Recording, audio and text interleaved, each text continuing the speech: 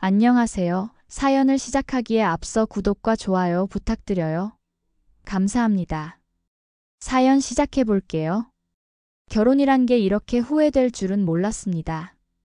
19에 시작한 첫 연애, 25에 결혼까지. 그 모든 과정이 꿈 같았죠. 대학교 선배였던 남편은 제게 한없이 다정했고 헌신적이었습니다. 결혼 전까지는요. 그때만 해도 저는 모든 것이 완벽하다고 생각했습니다. 철없던 제 눈에는 그가 세상에서 가장 멋진 사람으로 보였으니까요. 지연아, 나랑 결혼하면 평생 행복하게 해줄게. 그 말이 거짓말인 줄 알았다면 그때 도망쳤을 텐데요. 결혼 직후부터 남편의 본 모습이 드러나기 시작했습니다. 취직은 했지만 일에 열정이 없었고 책임감도 없었죠. 돈을 모으는 데는 관심이 없고 오로지 자신의 취미생활, 그 악명 높은 등산에만 열을 올렸습니다. 저도 처음에는 등산이라는 걸 나쁘게 생각하지 않았어요. 건강을 위해 좋은 취미라고 생각했습니다. 주말마다 산에 오르며 스트레스를 풀고 건강도 챙기니 좋은 일이라고 여겼죠. 하지만 곧 그것이 단순한 취미가 아니라는 걸 깨달았습니다. 그에게 등산은 현실 도피의 수단이었고 가족의 의무에서 벗어나는 핑계였습니다. 여보, 이번 주말에는 집에서 좀 쉬면 어떨까? 제가 조심스레 물었을 때였습니다. 무슨 소리야? 이번 주 등산 일정 잡힌 거 알잖아. 산악회 사람들이 다 기다리고 있는데? 그렇게 매번 핑계를 대며 집을 비웠고 돌아오면 피곤하다며 누워만 있었습니다. 직장도 성실히 다니지 않았고 급여는 항상 부족했죠. 생활비를 챙기는 일은 제 몫이 되었습니다. 10년 결혼 생활 동안 생활비를 10번도 못 받았던 것 같아요. 모든 부담은 고스란히 제 어깨로 넘어왔습니다. 결혼 2년 차에 첫째 아들을 낳았고 3년 후에 딸을 낳았습니다. 아이들은 제 인생의 빛이었지만 동시에 더 큰 책임을 의미했죠. 남편은 여전히 자신의 세계에 빠져 있었고 아이들의 양육은 오롯이 제 몫이었습니다. 여보, 오늘은 진우가 열이 좀 있어서 병원에 데려가야 할 것 같아. 회사에 좀 늦게 간다고 얘기하면 안 될까? 나 오늘 중요한 미팅 있어. 혼자 해결해. 그 정도는 할 수 있잖아. 늘 그런 식이었습니다. 아이가 아프면 병원에 데려가는 것도, 유치원 행사에 참석하는 것도, 숙제를 도와주는 것도 모두 제가 했습니다. 남편이 아이들과 함께한 시간이라곤 가끔 TV 앞에서 같이 앉아 있는 정도였죠. 경제적인 상황도 점점 나빠졌습니다. 남편은 직장을 자주 옮겼고 때로는 몇 달씩 무직 상태로 지냈습니다. 그럴 때마다 저는 파트타임 일을 더 찾아 뛰어야 했죠. 아침 일찍 아이들을 어린이집에 맡기고 저녁까지 일했습니다. 집에 돌아와서도 쉴 틈 없이 육아와 집안일을 했고요. 지연아, 이번 달 카드값이 좀 많이 나왔네. 내가 등산 장비를 좀 샀거든. 그런 말을 들을 때마다 가슴이 무너졌습니다. 제가 온종일 일하고 번 돈은 생활비와 아이들 교육비로 빠듯하게 쓰는데 남편은 자신의 취미를 위해 돈을 펑펑 쓰고 있었으니까요. 하지만 말다툼을 피하기 위해 많은 것을 참았습니다. 아이들 앞에서 싸우고 싶지 않았거든요. 친정 부모님이 도움을 주셨기에 그나마 버틸 수 있었습니다. 아버지는 농사일로 번 돈을 종종 손주들 용돈이라며 건네주셨고 어머니는 반찬이나 쌀을 보내주시곤 했죠. 그렇게 하루하루를 버텨나갔습니다. 결혼 10년 차, 더 이상 참을 수 없는 일이 일어났습니다. 어느 날 밤 남편의 휴대폰에 문자가 왔고 제가 우연히 보게 되었죠. 오빠, 오늘 정말 좋았어요. 다음 주 등산 때도 같이 텐트 칠 수 있죠? 처음에는 단순한 산악회 회원의 메시지라고 생각했습니다. 하지만 직감이 이상함을 느꼈죠. 그날 밤 남편이 잠든 후 그의 휴대폰을 살펴봤습니다. 그리고 모든 것이 명확해졌습니다. 수많은 애정 어린 메시지, 둘만의 데이트 사진들. 그가 산악회에서 만난 유부녀와 몇 달째 관계를 맺고 있었던 거죠.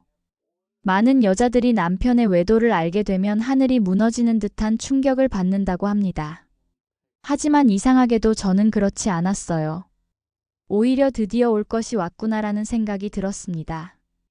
어쩌면 남편에 대한 기대가 이미 바닥까지 떨어져 있었기 때문인지도 모릅니다. 며칠 후 남편에게 직접 물었습니다. 여보, 혹시 나한테 할 말 없어? 무슨 말? 산악회에서 지금 당신이랑 만나고 있는 그 여자 얘기. 그제서야 그의 얼굴이 창백해졌습니다. 처음에는 부인하려 했지만 제가 모든 것을 알고 있다는 걸 깨닫자 결국 인정했습니다. 미안해. 그냥 우연히 가까워진 거야. 아무 의미 없어. 의미 없다고? 10년 동안 나와 아이들에게 그렇게 무관심했으면서 그 여자에게는 어떻게 그렇게 다정했던 거야? 그날 밤 우리는 큰 싸움을 했고 남편은 집을 나갔습니다. 그리고 일주일 넘게 연락이 없었죠. 그 순간 저는 결심했습니다. 더 이상은 안 되겠다고요. 이 결혼은 끝내야 한다고. 제 결심을 알게 된 친정아버지는 묵묵히 저를 지지해 주셨습니다. 농부였던 아버지는 평생 모아온 재산이라곤 면마지기 논과 밭뿐이었지만 딸과 손주들을 위해 그것마저 기꺼이 내놓으셨습니다. 지연아, 아빠가 너희 새 식구 살 집 마련해 줄게. 그놈이랑은 깨끗이 손 털고 새 출발해. 처음에는 고개를 저었습니다. 아버지의 노후 자금을 제가 어떻게 받을 수 있겠어요. 하지만 아버지는 단호하셨습니다. 내 딸이 고생하는 꼴 더는 못 보겠다. 이게 아빠가 해줄 수 있는 마지막 선물이야. 그렇게 아버지는 평생 갖고 온 논밭을 팔아 32평 아파트를 마련해 주셨습니다. 신도시에 있는 깨끗한 아파트, 아이들 학교와도 가까운 곳이었죠. 저와 아이들이 새 출발을 할 수 있는 보금자리였습니다. 집을 마련한 후 저는 변호사를 찾아가 이혼 절차를 시작했습니다. 증거가 확실했기에 위자료와 양육비를 청구하는데도 어려움이 없었죠. 이제 곧 모든 것이 끝날 거라 생각했습니다. 그런데 예상치 못한 일이 벌어졌습니다. 어느 날 시어머니가 저희 집을 찾아오셨습니다. 남편이 집을 나간 지 한 달 정도 지났을 때였어요. 시어머니는 항상 아들만 편들고 저를 무시했던 분이었습니다. 결혼 초부터 남편을 우리 아들이라며 과잉보호했고 모든 문제의 원인을 며느리인 제게 돌렸죠. 어머님, 무슨 일로 오셨어요? 현관에서 마주친 시어머니께 물었습니다. 우리 아들이 요즘 집에 안 들어온다면서? 집에서 얼마나 바가지를 긁었으면 내 아들이 집에도 못 들어와. 에휴. 그 말에 정말 어이가 없었습니다. 아들이 바람을 피워 가정을 깨뜨렸는데 그게 며느리 탓이라니요. 하지만 참고 대화를 이어갔습니다. 아, 그런데 너네 아빠가 요 옆에 신도시에 집 사줬다면서? 네. 그건 어떻게 아셨어요? 시어머니는 갑자기 놀라운 제안을 했습니다. 어떻게 알기는. 그 부동산 여자가 나랑 친하잖아. 넌 그런 걸 시애미한테 말도 안 하고. 아무튼 잘 됐다. 이번 기회에 합가하면 되겠네. 순간 귀를 의심했습니다. 친정아버지가 전 재산을 털어 마련해준 집에서 합가를 하자고요? 시어머니는 아무것도 모르는 모양이었어요. 어머님, 애들 아빠한테 아무 말도 못 들으셨나 봐요. 어머니와 합가할 일을 없을 거예요. 그러자 시어머니의 표정이 돌변했습니다. 그게 무슨 소리야. 이제라도 며느리 노릇 좀 해. 싫으면 당장 갈라서. 그 말을 듣는 순간 웃음이 터져 나왔습니다. 정말 배꼽이 빠질 것 같았어요. 어이가 없어서, 황당해서, 그리고 어떤 의미에서는 해방감 때문에요. 10년 동안 참아왔던 모든 감정이 한꺼번에 터져 나온 거죠. 아줌마, 고마워요. 내 소원이었거든요. 걱정 마세요. 저희 이혼 진행 중이니까. 시어머니의 얼굴이 당혹감으로 일그러졌습니다. 뭐라고? 갈라선다고요? 정말 고마워서 눈물이 날 지경이네요. 이제 진짜 갈라서고 각자 갈 길 갑시다. 시어머니는 부들부들 떨면서 말했습니다. 이게 무슨 소리야? 네가 지금 무슨 소리를? 지금까지 살아준 것도 감사하게 생각하세요. 당신 아들 지금 바람나서 집에 안 들어온 지 한 달이 넘어가요. 위자료나 준비하라고 전해주세요. 그 말을 듣고 시어머니는 얼굴이 새빨개져서 소리를 질렀습니다. 그럼 이 집은? 이 집은 우리 아들 재산이야. 아들 재산요? 그 사람이 재산이 어딨어요? 10년 동안 생활비 10번도 안 준 사람이 무슨 재산이요? 그리고 이 집 보증금도 결혼할 때 제 돈으로 냈어요. 그 사람 가진 거 하나도 없다고요. 결국 시어머니는 온갖 저주를 퍼부으며 집을 나갔습니다. 그날 밤 처음으로 마음이 편안했습니다. 드디어 제 인생의 새 장을 열 준비가 된 것 같았거든요. 이혼은 생각보다 빨리 진행되었습니다. 명백한 증거가 있었기에 법원은 제 편을 들어주었고 남편에게 위자료와 매달 적정 금액의 양육비를 지급하라는 판결을 내렸습니다. 남편은 법정에서 처음으로 자신의 잘못을 인정했습니다. 하지만 그때도 자신의 책임을 회피하려 했죠. 이혼이 확정된 날, 저는 아이들과 함께 케이크를 사서 새 집에서 작은 파티를 열었습니다. 11살 아들 진우와 8살 딸 수아는 처음에는 혼란스러워했지만 점차 이해하기 시작했죠. 엄마, 이제 아빠랑 안 살아요? 딸이 물었습니다. 그래, 엄마랑 아빠는 이제 따로 살기로 했어. 하지만 아빠는 여전히 너희 아빠야. 가끔 만날 수 있을 거야. 아빠가 다른 여자 좋아해서 그런 거죠? 아들이 생각보다 어른스럽게 물었습니다.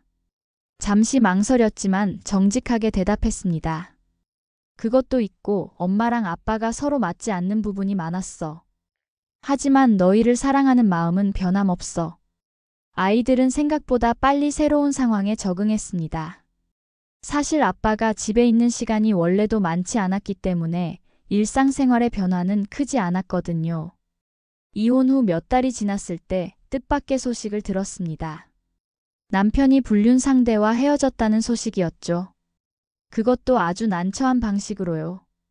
알고 보니 그 여자는 남편이 있는 유부녀였고 그녀의 남편이 두 사람의 관계를 알게 되면서 큰 소동이 벌어졌다고 했습니다. 이웃을 통해 들은 이야기로는 그 여자의 남편이 산악회 모임에 찾아와 남편을 공개적으로 망신 주었다고 합니다. 그 일 이후로 남편은 산악회에서도 쫓겨나다시피 했고 그 여자와도 강제로 헤어지게 되었다고 하더군요. 더 놀라운 것은 남편이 직장도 잃었다는 사실이었습니다. 원래도 성실하지 않았지만 불륜 사건 이후로 정신적 충격을 받아 아예 출근을 안 했다고 해요. 결국 회사에서 해고되었죠.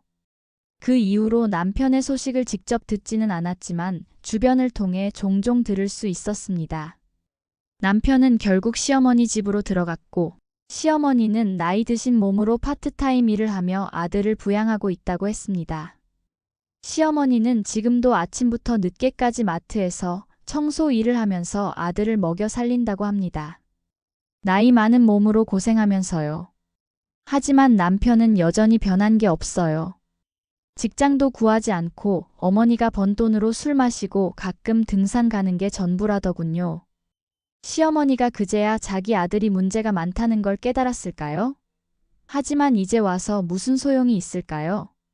이미 너무 늦었죠. 전 이제 아이들과 함께 새 삶을 시작했습니다. 이혼 후 취직한 회사에서 승진도 했고 아이들은 학교에서 잘 지내고 있어요. 32평 아파트는 우리 세 식구가 살기에 충분히 넓고 편안합니다. 더 이상 누구에게 눈치 볼 필요도 없고 고통스러운 관계에 얽매여 있지도 않죠. 가끔 아이들이 물어봅니다. 엄마, 아빠는 잘 지내? 글쎄, 할머니랑 같이 산다고 들었어. 궁금하면 연락해봐. 그 이상 이야기하지 않아요. 아이들이 아버지를 만나고 싶어 하면 약속을 잡아주지만 그러려면 그쪽에서 연락해야 해요. 저는 더 이상 먼저 연락하지 않습니다. 제 인생, 제 시간은 너무 소중하니까요. 10년간 지옥 같았던 결혼 생활을 견디고 나온 후 이제야 진정한 행복을 느낍니다. 어쩌면 시어머니의 갈라서라는 그 말이 제게는 최고의 선물이었는지도 모릅니다. 이제 저는 자유롭습니다. 남편도 시어머니도 더 이상 제 삶에 영향을 미치지 못합니다. 그들은 자신들이 만든 상황 속에서 고생하고 있고 저는 제 삶을 살아가고 있어요. 아이들과 함께 행복하게 말이죠. 어쩌면 가장 통쾌한 복수는 내가 행복해지는 것이 아닐까요? 그들이 여전히 자신들의 문제 속에서 허우적거리는 동안 저는 매일 아침 웃으며 새로운 하루를 시작합니다. 아파트에서 바라보는 아침 햇살은 유난히 밝고 따뜻하게 느껴집니다. 새로운 하루, 새로운 가능성이 시작되는 순간입니다. 제 긴 이야기를 끝까지 들어주셔서 감사합니다. 구독과 좋아요, 알림 설정까지 잊지 마세요.